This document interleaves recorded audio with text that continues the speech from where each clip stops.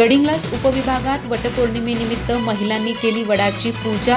पतीच्या दीर्घायुष्यासाठी भक्तिभावाने केला व्रतसेवेसह उपवास। व्रतवैकल्याने नाते दृढ होण्याच्या श्रद्धेने साजरा झाला सण।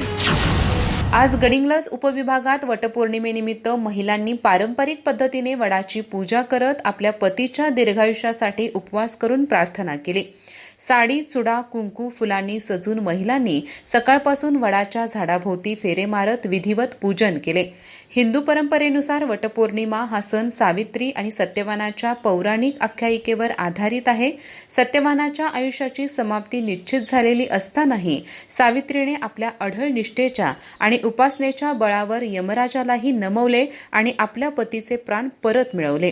त्या सत्वगुणी स्त्रीत्वाचे प्रतीक म्हणून आजही विवाहित स्त्रिया वटवृक्षाच्या पूजनाने पतीच्या दीर्घायुष्याची प्रार्थना करतात।